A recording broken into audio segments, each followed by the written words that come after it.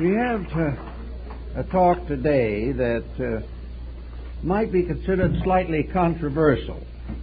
So we want to assure you that is not its intention. About too many years ago, I was in the city of Jaipur in Rajputana, India, and visited the observatory of the Maharajas of Jaipur. The observatory is one of 6 ancient structures going back several hundred years. The one in Jaipur, approximately 200 years. It consisted of a whole group of stone, marble, and bronze instruments. There was no telescope, nothing to see the stars with, and the dominating instrument was a sundial 60 feet high of stone. This was not the little garden variety we are familiar with, but a tremendous instrument, and the surface of the inner sides where the shadows were thrown by the sun were all carefully marked and noted down to a fraction of a degree. A magnificent achievement in classical antique astronomy. And the astronomer, who had spent a little time in England and spoke very good English, was in a particularly gleeful mood. He was practically beside himself with sheer delight. With his stone instruments, he had discovered an error in the British Nautical Almanac. Now, this is one of those types of occurrences which should bring modesty to the moderns, but it never does. We are quite certain that the world we live in has been properly identified, defined, and examined by the body of modern science. Actually, however, this is not quite true, because we have overlooked something that the ancients knew long ago. We may want to deny it. We're not trying to prove to you that it's true, but has it long been held by the people with the stone instruments that the planet is not a thing, it is a being. The planet is alive. Now, this might be questioned by the physicists, and yet the physicist is here, and he has depended upon the planet for being here. All things that live in our planetary atmosphere have life, and as the source of them, the mysterious globe from which they all come, is that unalive? Can that which has no life sustain life, bring it forth, bring it to maturity? Can that which has no life within itself regulate the entire structure of the globe and everything that lives upon it? Does this same inanimate thing, can we hold it responsible, isolated as it is in space, as the source of all life for us, and yet have none itself? The ancients could not conceive of such a circumstance. They had to recognize the planet as a living being. The moment we have the planet as what the Kabbalists and Hermetists call the microcosm, then we also have the microcosm of the solar system. And we come to the realization gradually that the solar system is not something wandering about in space, subjected only to physical laws. All physical laws are subjected to something else. Beyond the ordinary ken of the average person, there is a vast invisible. And yet from this invisible all things come. Therefore it is not exactly proper to say that the invisible is nothing. It may not be a thing, but it is the source of all things. Therefore, out of that which apparently has no existence, modern intellectualism has tried to pour the vast accumulation of forms of life and laws of life and ways of life. The ancients had a different viewpoint on this, and I think sometime part of that viewpoint at least is going to be justified. We are going to realize that the planet is a living entity, that it is as a being, and as an entity it is surrounded by magnetic fields, and these magnetic fields help to sustain the life that is on the planet. And all things living upon the planet are subject to its laws. Only that which is not upon the planet, or not visible, or physically existing, can evade the inevitability of natural law. Well, to go a little further into this type of thinking, we find through the ancients that the planet had an aura. We begin to suspect from studies in Zen and Orientalism that the human body has an aura. And we gradually come to the realization that there is much of similarity between the human body and the planetary body. That both, in a sense, are sustained by the same life, both are subject to the same laws, and each has its entire destiny framed into the pattern of the house in which it lives. So we have now a human body with its magnetic field. We have a planet with its magnetic fields. Now, the human magnetic field can have no origin other than from the planet. It is not something separate. It is not a divided thing. It is a division of one greater thing. Therefore, we all are dependent upon the same energy field for survival. This energy field is in the magnetic field of the planet itself. It has its rules, it has its laws. And the same magnetic field, when it is enclosed within the human body to make the human being alive, is the source of our life. It is what gives us the skill and strength to exist. It helps us to unfold the potentials of ourselves. And every little atom that is within our bodies is dependent upon this great plan, just as surely as every human being is dependent upon the great plan of the planet on which we all live. Now, it also happens that there can only be one magnetic field, but it is infinitely diversified within itself, but never divided. Every human magnetic field is part of the world field. Every magnetic action of the human being is part of a tremendous field of interaction in the planet. Now we come to the problem, we might say, of the psychic fields of the planets, the human bodies, and all the different forms of life that exist within the visible ken of man. We have a realization at last that the magnetic field of the planet is that which brings us our own personal magnetic field.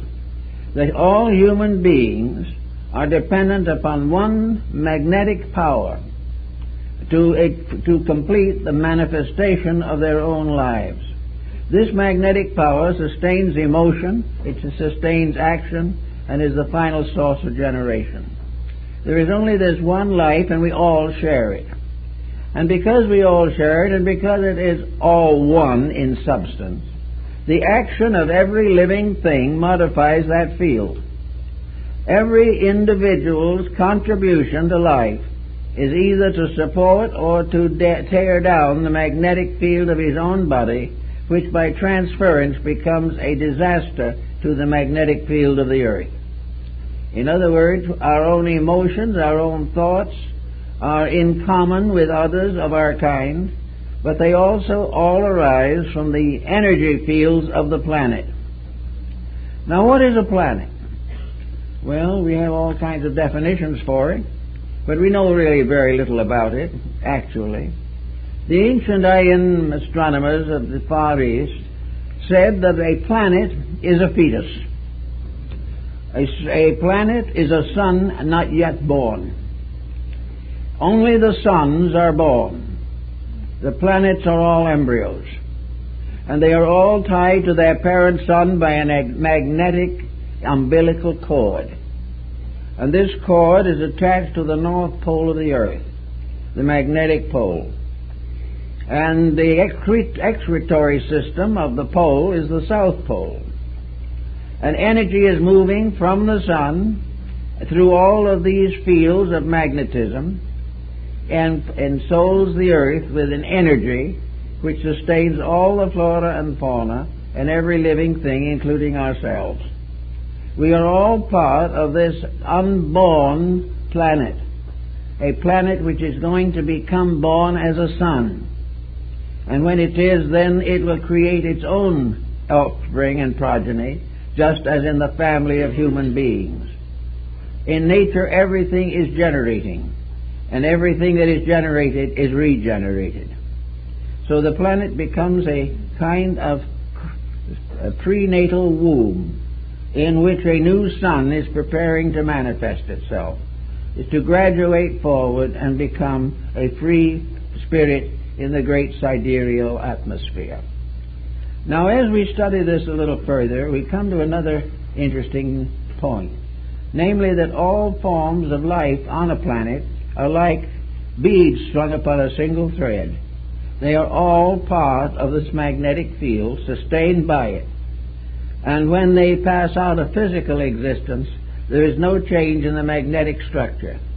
It simply means that a body is no longer there to be magnetized, but somewhere else another body has come which will be magnetized. But the magnetic field is the energy which makes all things animate, and it makes all things capable of fulfilling the destiny which is their proper kind. And it produces the necessary internal motivations and insights to carry on the process of evolution. So now we come to our little problem of the morning, and that is, as long as the human being is living off of the planetary atmosphere, just as much as he is living off of the harvest of the physical planet, he is bound into an economy. He is made to realize, if he can possibly be converted to the thought, that it is purposely, definitely a part of his plan, that he shall cooperate not only with others of his kind, but with all living things and all laws pertaining to living things. The idea that the human being is different from everything else is one of the most objectionable forms of egotism that exists, and it gets the whole world into trouble all of the time. Here we are completely indebted to life for everything, and then we try in our own feeble way to destroy the very life upon which we depend. We neglect the realities in a desperate effort to advance the egotistic systems of our own making. We try as hard as we know to destroy the very source of our own life. So we find interesting things as we go down through the pages of history and through the pages of physical science. There is and always has been a close association between human conduct and the laws of nature. Man does not create natural law, and he cannot change natural law. Where he attempts to break the law breaks him. He is here to live through obedience, and through obedience to become absolutely unaware of law. When he doesn't break law, law is love. When he breaks love, love suddenly becomes law. Where there is obedience, there is no pain, no misery, and no destruction. But where self-centeredness causes the individual to disturb his basic relations with the magnetic field of the planet, there will be trouble. Now we must pause for a few moments and study the human side of this matter. Here we are as little beings upon a large planet. We recognize four basic types of life at the present time as evolving on our planet. The first doesn't seem to be evolving much, but we call it the mineral. And we know the mineral does grow, and we know that the mineral does have life, and in recent years the study of crystals has changed our entire point of view concerning the contribution of minerals and metals and stones to the evolution of mankind. The same energy is locked in them and is useful if understood. The second type is the vegetable kingdom. And the vegetable kingdom is the basic source of our nutrition. It is also the most important of the seed factions in life. and all things are seeds except sons that are born. The earth, therefore, is a seed also, just the same as it is a fetus. Then comes the animal kingdom. An animal kingdom is evolving from its own rights and its own core. It has nothing to do with the Darwinian theory whatsoever. The animal kingdom is a major form of evolutionary life, and it is growing up just as the plants and the minerals are. And then the fourth type is humanity. Humanity and this planet has never been an animal, although it has passed through states of development which might cause a superficial examination of certain basic traits to bring up this speculation. Man is not a highly evolved anthropoid. Man is a human being and has been a human being for a very long time. But as a human being, he has passed through all stages of life, just as he recapitulates the human, animal, vegetable, and mineral forms in the development of the embryo, which passes through all the previous conditions before it comes into birth. But here we have on the planet, and in man now, a being that we can see. Man is something quite visible and subject to every type of mood you can think of. He is the most complex organism that we know, which only means that we don't know very much about any of the others. But the human being has sickness, he has pain, he has sorrow, he has lawsuits, he has wealth, poverty, and loss. He has everything you can conceive of. And these all manifest, exist, and develop or are retarded by changes in the magnetic field. So man, as is starting out in life, has this field upon which he is to depend for energy. Now, he can't destroy the field, because the field belongs to the planet and in turn belongs to the sun. And the major sun and all its other satellite suns are within the cosmic field. This wonderful great energy field man cannot destroy, but he can destroy his own link with it, or break down his own relation with it. The more seriously he breaks this down, the more he becomes a victim of his own corruptions. Therefore, we may say, for practical purposes, that we are looking at a planet when we look at a human being. For in this human being there are all forms of life: mineral, vegetable, animal, and finally the human spirit itself. This field is subject to innumerable dissonances which we can recognize. We have the fearful person, whose energies are completely misused in agitation. We have the self-centered individual, whose ambitions divide him from the natural plan.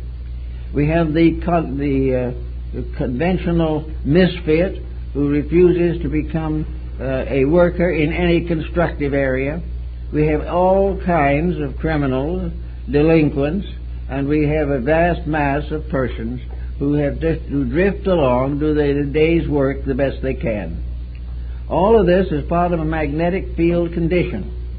And as we look at the individual, we see various things happening to him. We see that, for instance, at certain periods in life, he may develop an acne, which will disfigure his face and embarrass him. The world can have an acne also. The world can be rheumatic. It can be dyspeptic. It can do all the things that the human being can do. The planet can get into trouble just as much as we can, but the planet gets into trouble just as the human being gets into trouble, because some creature is breaking or disturbing natural law. If we expect to be healthy, we've got to keep the rules right. If we expect the planet to be healthy and provide us with a living for untold generations, we have to treat the planet right. If we do not, we will be in serious trouble. Now, we are suffering at the moment from a bad case of smog. We have had a lot of smog around here. Why? Because of the intensification of industries, because we have had no thought or no consideration for common sense.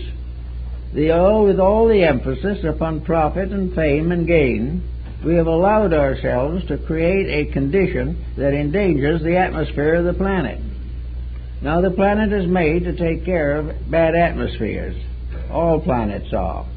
all living structures have to prepare to take care of mistakes or faults or failings within their own structures.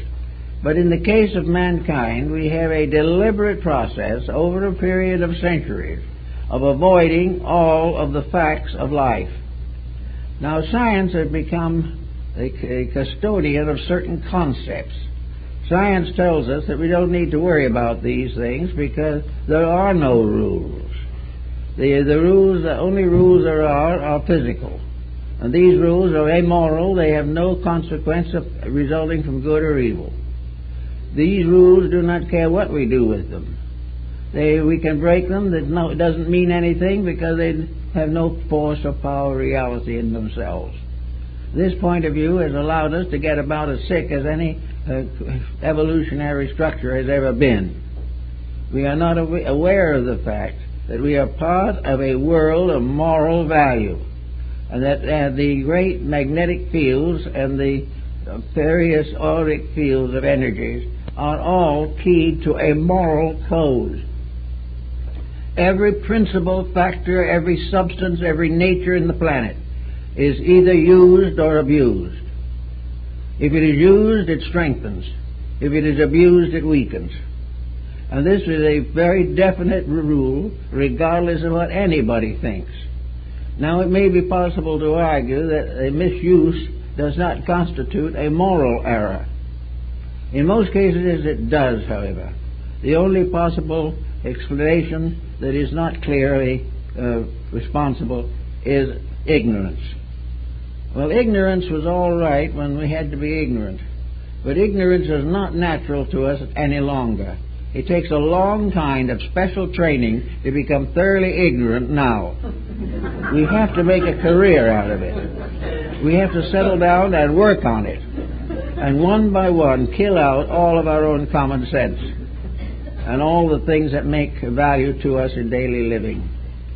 Because every one of nature's processes are keyed to morality.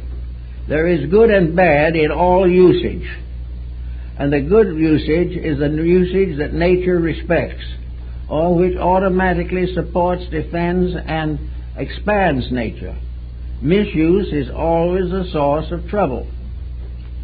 Now, we look back over the last several thousand years of history, and we find a long, terrible, terrifying account of misuse.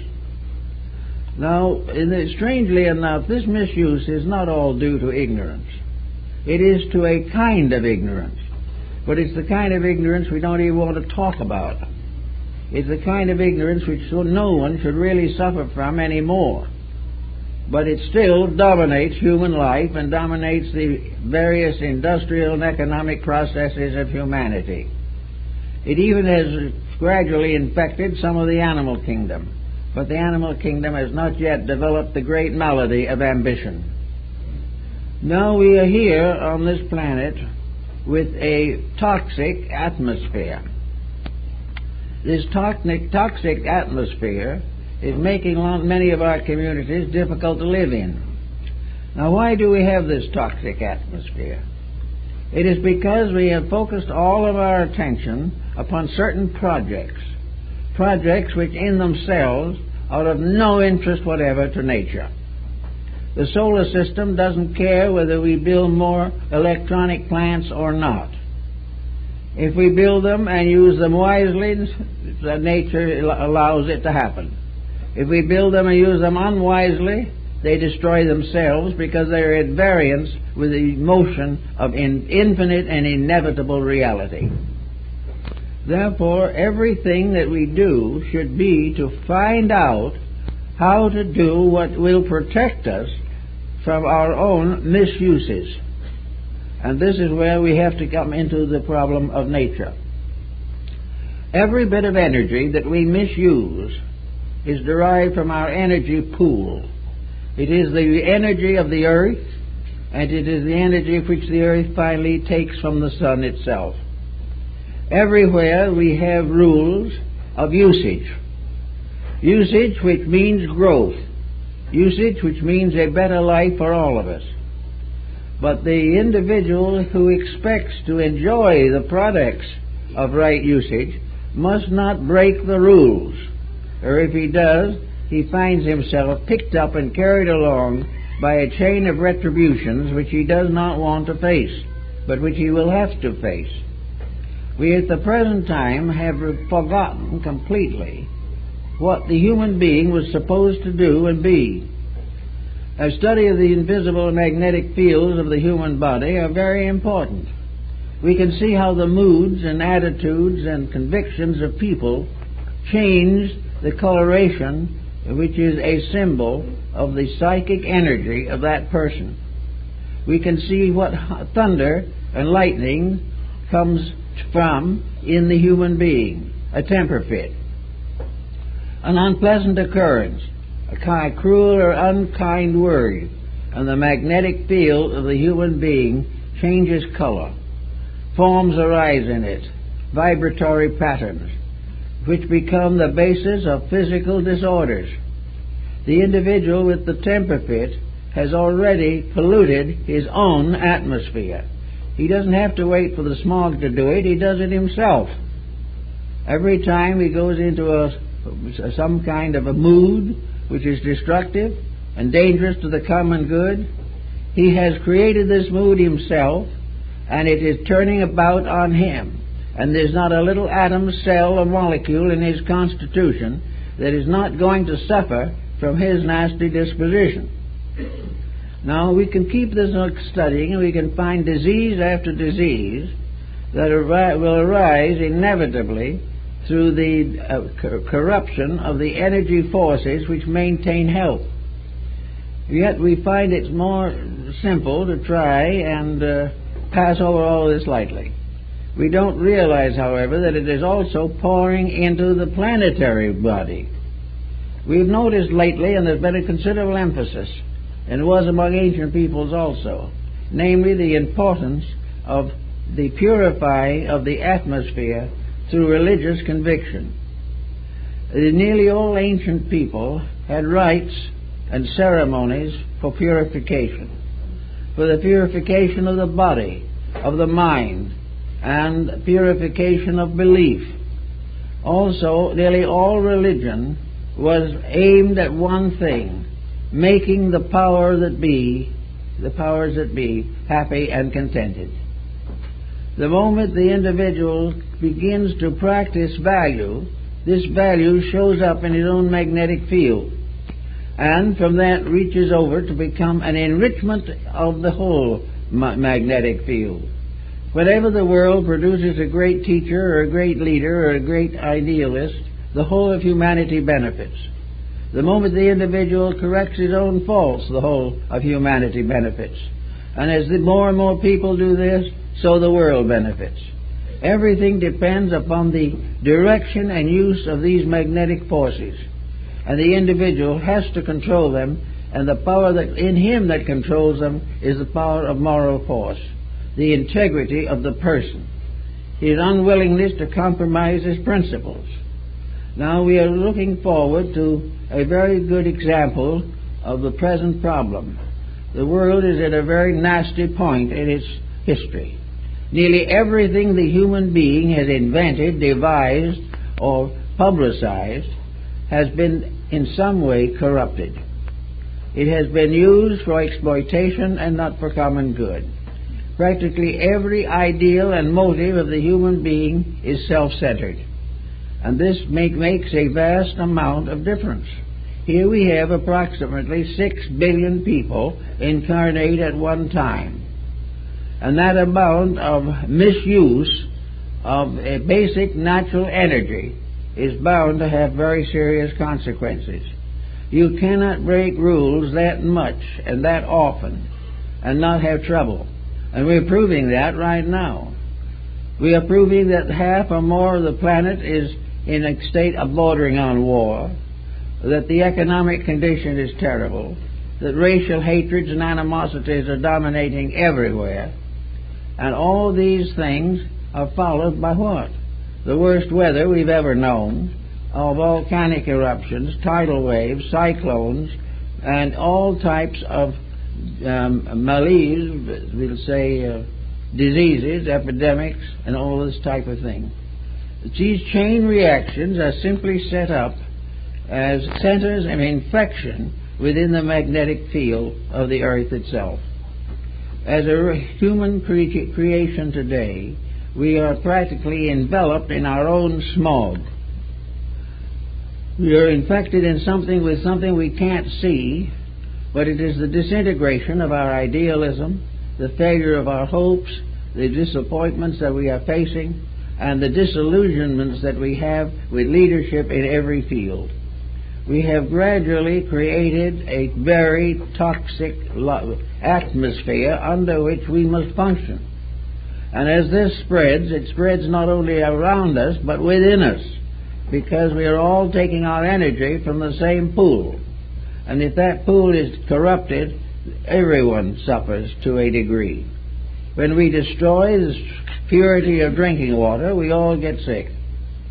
When we destroy the purity of the life energy upon which we live, and which is given to us as a means of survival, as we adulterate, pervert, and proselyte in these areas, we get sick. And we're going to get sicker still if we don't stop doing it. Now, this is not a matter basically of theology. It is just a matter of right and wrong. And right and wrong are far older than any theological system. It means that the individual has got to clear out a lot of toxin within himself. And this psychic toxin is affecting nearly everyone. It is destroying the average person's sense of values. It is destroying the average person's integrities, or cutting them down. It's making all the natural and good things of life more difficult to find or work with, simply because we have gradually polluted not only our own bodies, but the air we breathe. We know this physically. No one ever questions it. We know we're in very bad condition. We know that we're in trouble with all the transportation practices. We are corrupting the Earth's atmosphere constantly. And as with all of our knowledge and all of our skills, we do nothing to correct these basic factors. Instead of passing laws against this or rules against that, we have got to sometime face the fact that energy, life, has to be used well and correctly, or it will turn and destroy the person who abuses it. Nearly everyone, more or less, abuses life. They abuse the powers that were given to them to help them to grow into wonderful people. Now, a lot of persons say they would be better if it was a better world. Well, as you can reverse this and say it'd be a better world if these people did things better. But the fact remains that we are faced with a very serious disturbance, namely the loss of the control of our own action. We are gradually changing the planet into a cesspool. This is obvious. Is there not some answer to this? Why are we continuing to develop more and more material to dump into the cesspool instead of finding some safer way of just disposing of it? We keep on making all the mistakes, but we do not work on the remedies with any great enthusiasm. The reason why we don't work with the problems more honorably is because to do so would interfere with profit, would interfere with the person's ability to be the richest man in the neighborhood. To make the necessary correction, we would have to be honest. And this is the one price the world in general does not want to pay. They want to have the better conditions, but not to pay for it. Now we hear the smog problem, and we know that it is largely a matter of disastrous attitudes within ourselves. Most people are worried, and legitimately so. Most people are confused, frustrated, and mistreated according to their own standards of thinking. Nearly everyone, therefore, is a negative thinker. They are thinking in terms of what's the matter, and they are willing to pay for some sort of help as long as it doesn't mean they have to change their ways themselves. They do not want to change their ways. They want a world that changes to meet their desires. This will not happen. There is no way in which the planet can take care of this problem. There is no way in which it can work with the problems with which it has been burdened. If we study the planet in terms of its internal structure, we will find that it is classified and stratified very much like a solar system. It has its own interior structure with all the magnetic adjustments and problems. It has elements within the core which we do not know very much about. But it has a tremendous connection, umbilical cord tying it to the sun. And it is from the sun that all this energy is finally disseminated through everything, including agriculture. It comes up to us as our food. It comes through to us as everything we do and have. It comes through as our institutions, our schools, our churches, our laboratories, our office buildings. Everything is maintained and stratified and vitalized from the energy field of the planet itself. And therefore, everything that happens on the earth is either in harmony with or disharmonious with the energy standard of ethics. Energy has its own standard of right and wrong. And it serves either good or bad. But when it serves bad, it violates its own code, and there is disaster. War is an example. Petty politics is another. Inordinate ambition is another. All of these things are against nature, and we are now trying to find ways to correct some of these things. We're saying we must find a solution to war. We must find a way for preventing nations from going to war.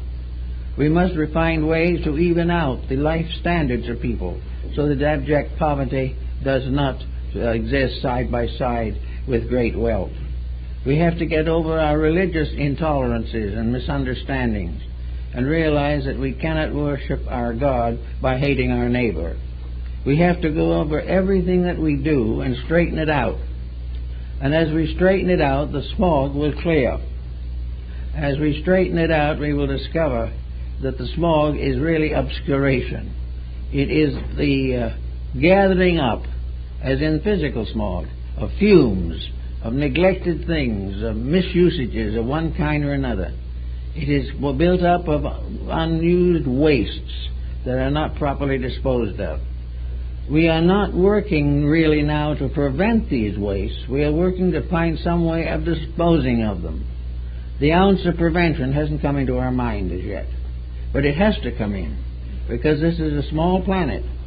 We are not one of the big ones, not one of the major ones. We are just a very moderate-sized one, which means we have to take pretty good care of it. It is, however, wonderful in some ways. Imagine that one little ball, only about 8,000 miles in diameter, is able to maintain a population of 6 to 8 billion people. We'll be able to take care of even more than that. The 7th billion is on its way. But it will have the power to produce the food. It will have the ability to contain and sustain the problems of twice its present population level. But only if it is done right. We cannot make mistakes forever and never reap a disaster. To make the planet provide us with what it can, to make all the natural processes work, to have the chemistry, the wood, the art, all of the different sciences, the religions and cultures, to have these things flourishing constructively, happily and together, we have to change the basic way in which we estimate these things. We're going to have to begin to use instead of abuse the resources of the planet. No one is thinking much of that. One of the days we think of it, we always say, well, maybe by that time we'll get a spaceship so we can go to a different planet and start over again. We're not really satisfied just to ruin one planet. We'd like to get a chance at the whole solar system. And even that would not take care of the ambitions of some people. But actually, we've got to solve it here. because when we solve it, we grow up and become people. The great mystery of humanity is very simple. We've got to learn to work together. We've got to learn to protect each other from each other. We've got to build the understanding and the strength of character and the means to sustain and preserve our survival until the work of the planet is completed. It has its own cycle, and we have our cycle. Our cycle demands that we have to outgrow the planet. And in order to outgrow the planet, we're going to have to do something much better than we've done up to the present time. Now let's take a little look at the body system here. Supposing we can estimate the fact that there are more cells in the human body than there are human beings on the earth. In fact, there are probably more than there are humans, animals, and plants together. And these all work together under certain laws of organization and integration. Yet one sour note by a person can sicken that whole structure. We tear down a body that should last us more than it does, barring accidents or circumstances beyond control, but we can sicken this body with all its inhabitants, and these little cells, theoretically at least, will not know why. They will not know why they are no longer nourished. They will not know why the energies of life are turned away from them. They will not know why a great disaster, a stroke perhaps, disables the entire body. They will have no understanding of how and why these things happen. But they do happen, and they do affect everyone. And it's exactly the same thing with the study of the human body. 9 times out of 10, the ailment that affects us physically will begin with some inharmony between ourselves and universal law. In some cases, we don't know what the inharmony is, so we have to take it. But there are things we can do every day to reduce the hazards that result from the natural or unreasonable abuse of natural materials. We can work daily a little more wisely, a little more intelligently. You take, for instance, the mineral kingdom.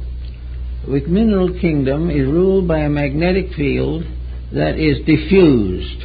It is sort of in an atmospheric fog that runs through the planet and takes care of the mineral, placing part of a germ of life in each germ of mineral structure.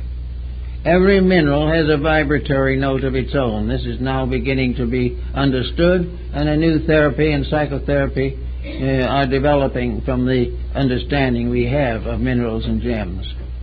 We've always suspected the vegetable kingdom of being very important.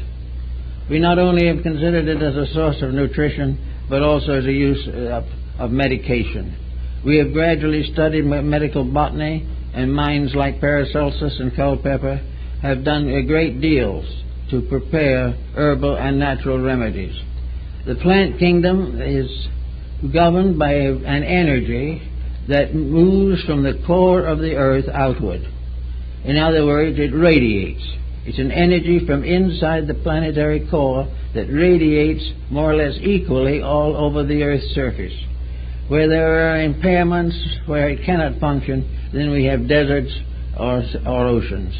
But even in the oceans, the plant life is still active. The motion of the plant energy is vertical, from within to the circumference. The animal energy circles, the energy field circles the earth, going around it, and passes therefore through the spine of the animal in a semi-horizontal position. Gradually, as the animal evolves, it has a tendency to become upright. But then, for the most part, the pure animal energy goes around the earth in a kind of like a cyclone around the central band of the planet. For all practical purposes, man is an inverted plant with his root in heaven and his body on the earth. But all of these different directions of energy all work together to produce what will ultimately be perfect development of the human being. We will have the individual in whom all these energy flows are reconciled and become therefore the basis of the four types of life that we have within human consciousness. All the way along as these energy fields work. We read in the paper of a devastating earthquake, and we also read in the fact that there has been another wave of anarchy somewhere on the earth. We have had war and we have had tragedy from the very beginning. And very careful statistics have shown that war is simply a disease of the sort of a hysteria of the emotional nature. It is a misuse of the etheric energies by a conscious misdirection of their purpose and work. The energy that is supposed to give us life, make us more useful to each other, is self-centered.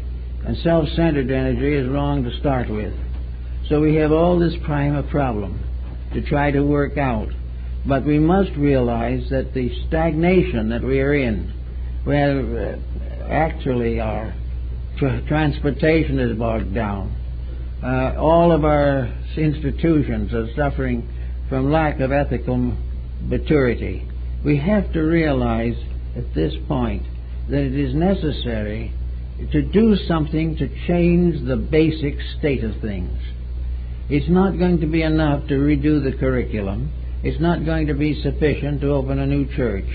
It is necessary for us to realize that the energy fields of the earth are honest, and that only the honest use of them can prevent misery. The more we use natural resources for selfish purposes, the sicker the planet is going to get. And the sicker it gets, the more we're going to cry out against heaven for being unkind to us. Actually, we are not here on a matter of kindness or unkindness. We are in this world to learn. We are here to learn how to become in due time the sources of new worlds in space. Evolution says that we've got to grow up. And if we don't grow up, we can never take our place with the constellations which fill the heavenly worlds. We have to grow. We have to learn the lesson. And the more we rebel against it, the more the lesson hurts us. The more we suffer from our own mistakes. The more certainly we are punished for our own ignorance. Now, there's no real reason why the 20th century, coming as it is coming gradually to an end, should try to hide behind the shield of ignorance. We are not that ignorant. We are really perverse for a reason and a purpose. We do not wish to become honest until something makes us choose this as the only possible way out. The problem we have to get rid of will be self-interest, and the self-interest centered upon self-destruction. We seem to feel, and do feel, that what we want to do, we must do. But the time will come when we will also discover that these things that we feel that we must do, that are not right, we must not do, because they are destroying us. We're going to have to recognize that we either have to be good children or we're not going to be here. And nature has wiped out many civilizations before this one. The real purpose of all growth is to unfold and enlighten inner living, to become more and more suitable for the divine destiny for which we were intended. It's interesting to imagine the problem of a small planet where we have just one little ball floating in space, and all the responsibilities that we have, and all the great projects that we undertake, and all the great wars we insist on fighting, all on this little molehill in space. Something that is hardly possible to find with a middle-range telescope is the source of the entire existence that we know of. On this little ball we are living and dying and having our being. We are building our empires. We are going through all the wonders of a small boy in a sandbox. We are going through all these things without the realization that we have nothing to start with. If we took the values that are on Earth at the present time and divided them evenly between the population of the Earth, we'd all come out with just a few dollars. We have nothing to understand this with. We do not recognize that we are wayfarers on a little ship on a great ocean, that there is no problem as to how great we can be. The question is, how can we make the journey on this ship a lovely journey? How can we spend our time growing and being friendly and being kind as we swing through space at thousands of miles a minute? All of the great empires, all of the great monopolies, all of the great combines that we fashion economically are ridiculous things. They're like children in a dollhouse. The facts of the matter will always remain that all these ambitions come to the same end, and yet we never seem to grow. Now, why is it that we keep on making the same mistake? Why do we take the energy that we were given to grow with to use it to destroy each other? Why should we miss the gorgeous opportunities that we have of enriching the inner life of the individual?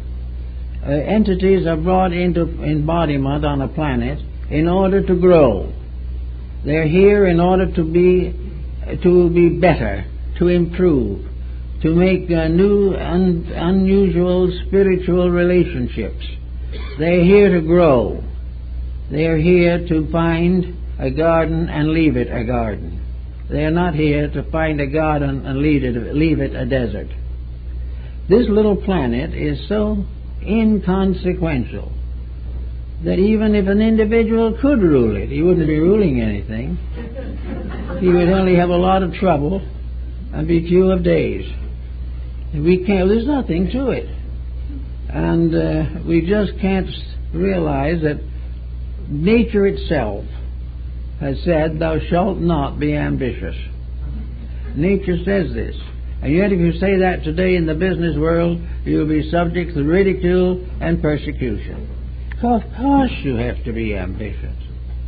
You have to do the things that will help to advance this great cause of ours, the industry that we have built up, largely to impoverish our natural resources. No one is thinking about what we owe nature. We're all trying to claim what nature owes us. And what it really owes us at the present time is a good spanking. Now, if we try hard enough, we will ultimately get it.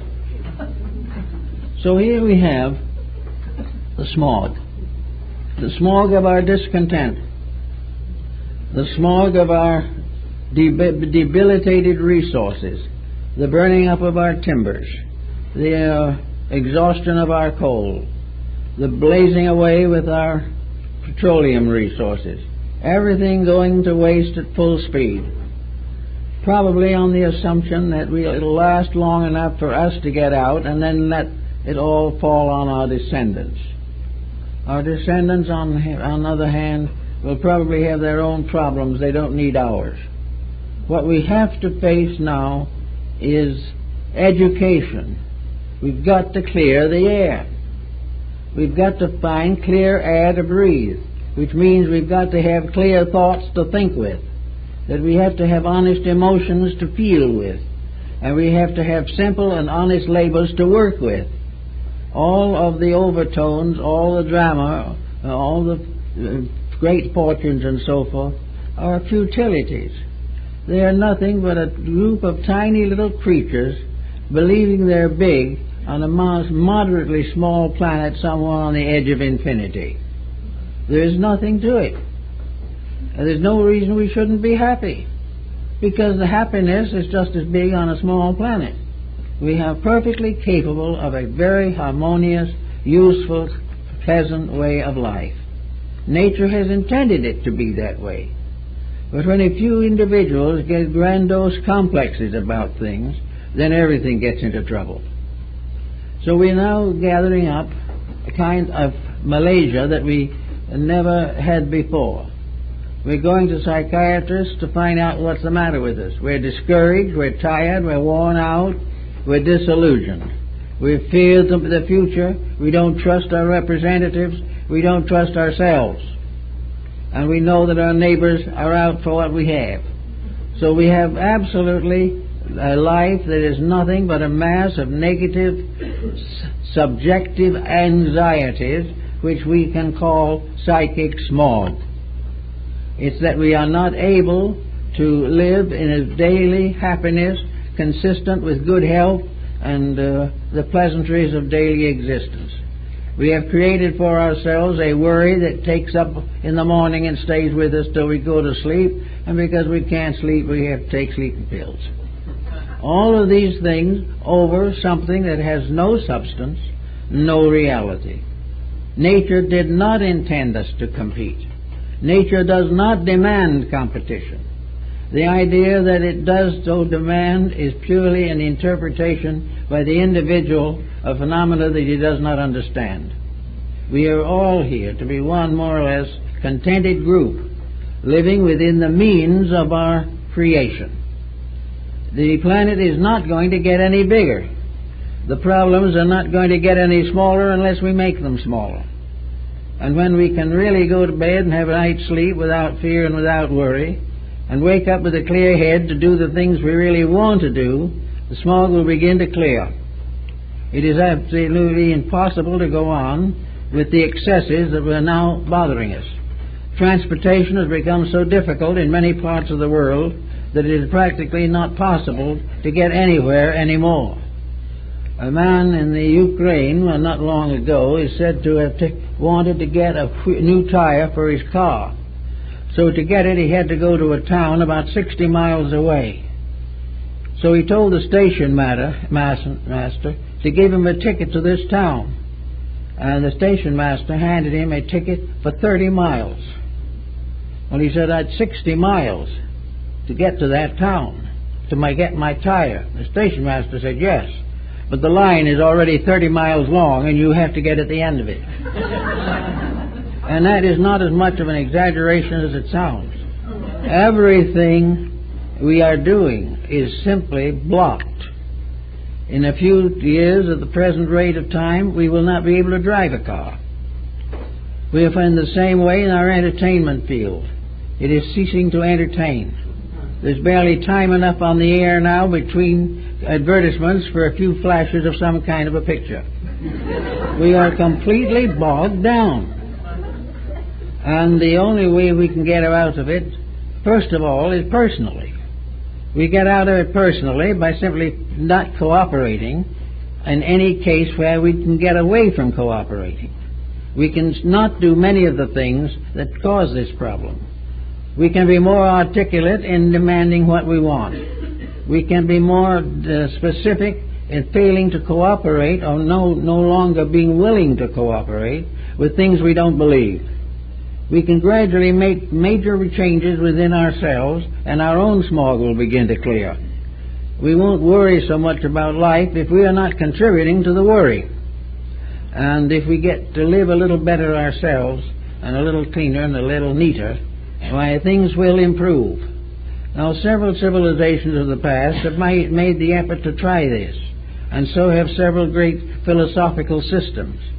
The effort has been to simplify life. I think probably one of the best efforts was made in this direction was made by Buddhism. It was one of the religions of the world which did not emphasize the importance of success. It made it most important for the individual to see the reality of life in the simple things of daily living. It was the purpose of Buddhism that the individual should gradually relax away from the artificial attachments with which he has become so familiar. The hindrances, as Buddhism calls them. The hindrances of ambition. The hindrances of fear. All these things by means of which we attach ourselves to the burdens of a material existence we have ruined ourselves. There are other faiths and other beliefs that we can use also, but the main purpose is to simplify our own personal beliefs and our own way of life, so that we do not contribute to these difficult problems that have made such a mess out of our world history for so long. I think then we should definitely get together and say we're going to do something about pollution. Pollution is corruption. Pollution is ruining something. It is taking something that may be in itself decent and right and making it indecent and unright. It is doing things to use various capacities and abilities to advance corruptions. Now take the human mind, for example. We have a mind to think with. Is the computer going to help this any? They will gradually end up without even bothering to think. And yet when we get that far, we're not going to be many better people. We're not going to have anything but the tail. We're not going to be so wonderful. We'll just wait a few more years for somebody else to over-invent that. Something else will come. So we give our lives to learning to computerize, and what happens to this life within us? What happens to the mind and the heart and the soul? What happens to all the things that we were supposed to do? What happens to the little child that comes into the life of this world, a radiant little object of hope, to be gradually transformed into a wretch of desires and miseries? What are we doing? Why are we not using our world to make something out of it that we can be proud of? It's there. We have everything we need to do great and beautiful things.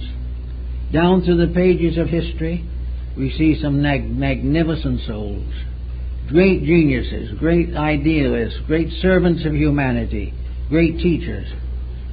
Where are they in the textbooks? They're not there. We're not educating people to live better.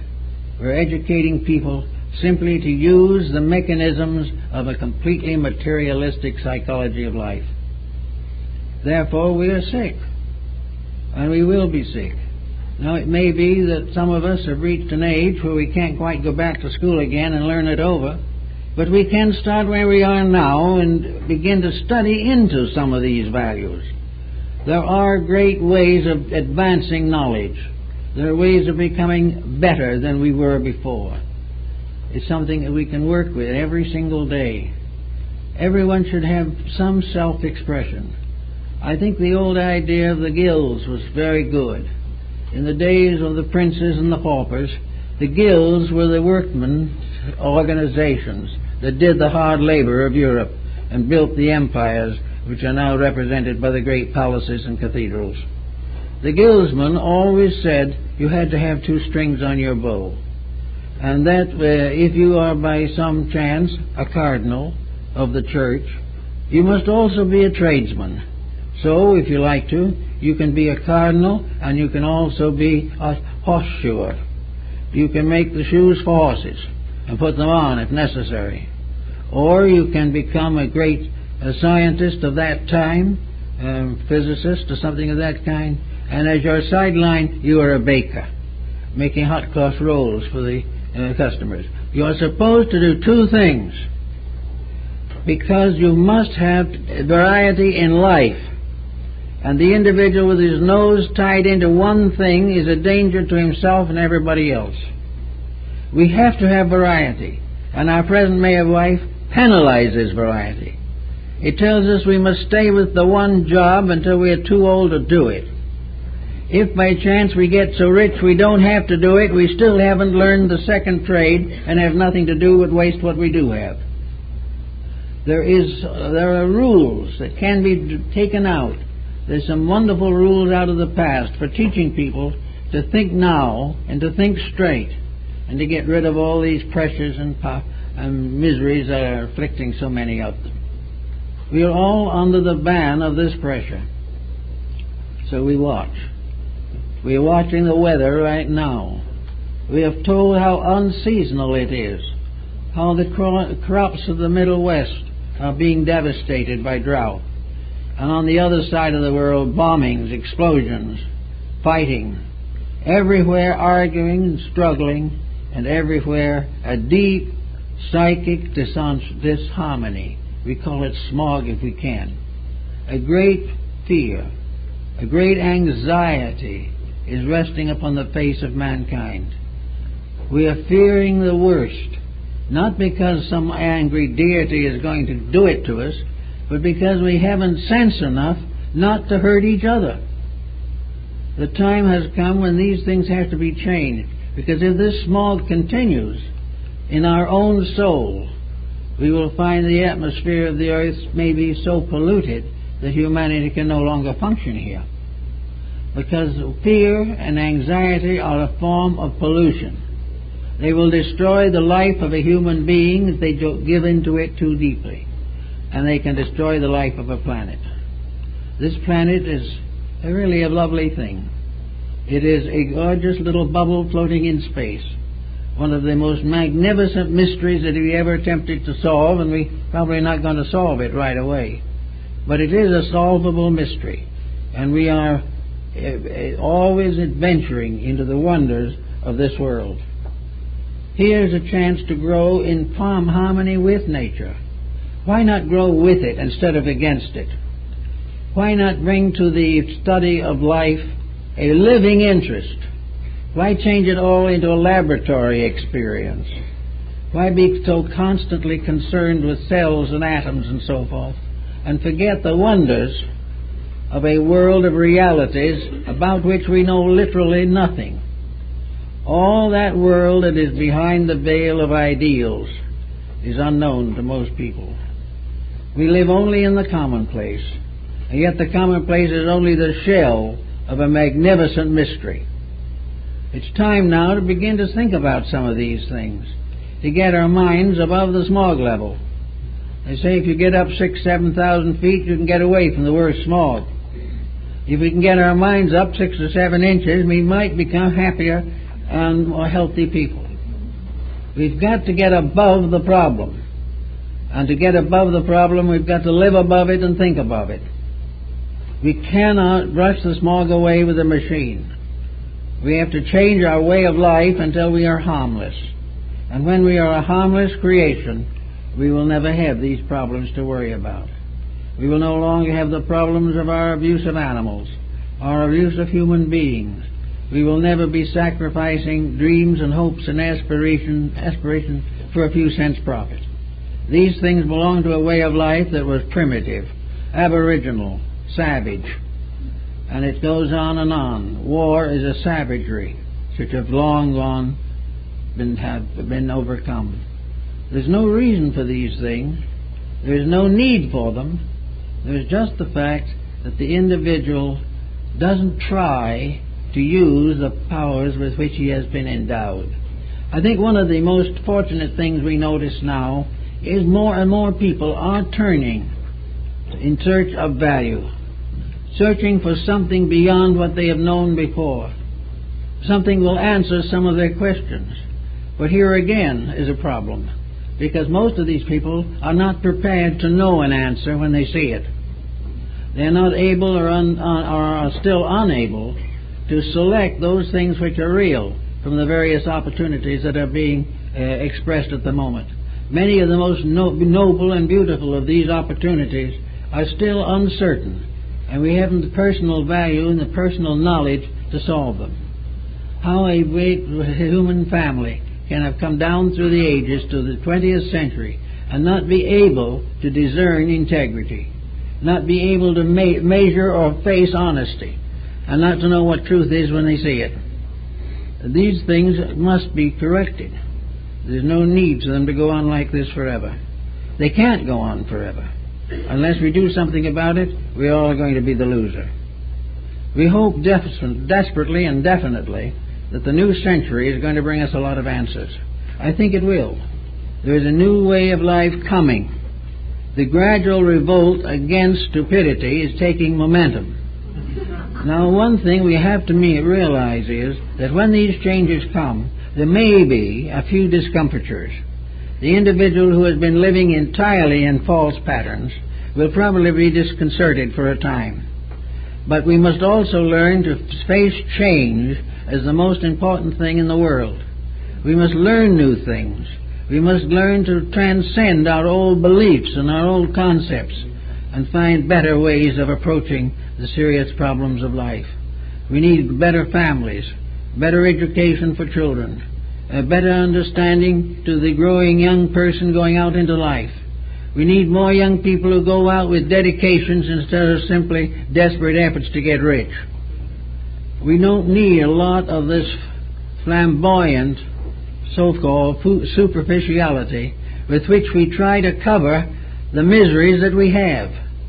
Beneath all this grandeur that we now have is an eternal abiding misery, because we have built it upon a plague-ridden foundation. When we get it down right to where it belongs, when we get solid ground under our feet, we can build wonderful worlds, worlds of beauty and truth and hope. We can be friends. We can know that our families are safe, that our children can go out without danger. For all these dangers and all these problems have come from individuals, one way or another, who have never recognized the natural purpose of life. The real reality, which has to finally take over, has not been properly taught or experienced. There is no reason in the world why a people as far advanced as humanity is today cannot solve its problems. It does not solve them because it doesn't know that they are problems. They assume it's just an inevitable fact that we be miserable forever. This is not an inevitable fact. This is an inevitable result of a very grave misunderstanding of values. We can clear the atmosphere, clean up our own lives, and build very wonderful new foundations quite easily if we really give it a little thought. One of the things we probably shall have to give a little more intent thought to is also the very simple but very inevitable and very transcendent meaning of love. With all things, where there is sincerity, there is growth. Where sincerity is hazarded, the greatest of all dangers comes to us. False affections, false emotions have sustained most of the miseries of history. But when unselfishly, kindly, and gently we love one another, we really honestly want to see each other succeed and grow and become better. If we would have a real warm spot in our heart for that which is true, and a great delight in those things which are simple, ordinary, commonplace, but in a way the greatest artistry of all. If we can begin to build some depth into our civilizations, we will be much happier. And we can get rid of this air smog, because smog is another name for greed, it's another name for personal ambition, it's a name for corruption and dissipation. It is whatever is against a clean world and a good humanity. And the time has come when we are beginning to have to divide the sheep from the goats. There is a situation coming in which individuals will either have to improve or face hardships and pains and sufferings which they did not need to face at all. It is now time to get to work and clear the air. They're going to have to pass some rules on smog, there's no doubt about that, but everyone will find some way of avoiding or evading the rules. But when we finally come to the point where there is no more any way of evading, the smog in our own hearts will clear. The uncertainties which we have allowed to accumulate will gradually fade away. And the antagonisms we have built on the basis of ambitions and competition will have no longer any meaning. Then we will be what we were in the first place and always will be, when it comes right down to the facts of things, very likable human beings who are getting each other and themselves into a lot of trouble over nothing. We're allowing things to happen that should never have happened, simply because we didn't realize the importance of a constructively planned life. But these things are coming home to us as never before, and I think they will continue. And by the end of the present century, I think we'll be much further on than we are at the present time. We notice at several places where these changes are beginning. We notice that the great power, the great tremendous driving promise of materialism has become a definite failure. We are finding religion sneaking back into practically every political system of the world, because there's no way of having good people without good ideals. A mechanistic civilization can never be great or permanent, because everywhere we look we see an infinite mystery, a tremendous grasp of spaces which no materialist can really understand. We have tried materialism as a means of solving the mysteries of superstition, and we've resulted with a materialistic superstition that is the most dangerous of all. We need religion, we need truth, and we need love, and we need friendship, and we need kindness. And with these the air clears. With these also we have economy of living. We will no longer be in a position where we are constantly jealous of somebody else's possessions. All these things are not worthy of human beings, but we have tolerated them too long. And for that matter, here is this little ball going through the air at a tremendous rate of speed. A little world of itself. We hope it will last a while yet, probably will. But here we are out here sort of half shipwrecked, and for a few years we live here, and we make all this mess out of it. Why not just simply face it as it is, a pleasant trip with a good deal of friendship, a little hard work, a great deal of hope, and a love of study and improvement, and a simple acceptance that it is all part of a divine plan.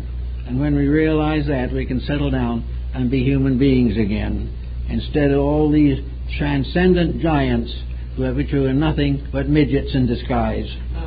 When we get this thought a little bit better fixed, I think the smog will clear, not only on the outside but the inside. Get rid of it in ourselves and you'll find the air on the outside will get much more worthwhile to breathe. And we won't all have to go around studying and stammering with headaches and heartaches as we have been in recent years. So when it comes to smog, let the clearing of smog begin with us. And if we do that, we'll all get along better. Yep, that's it.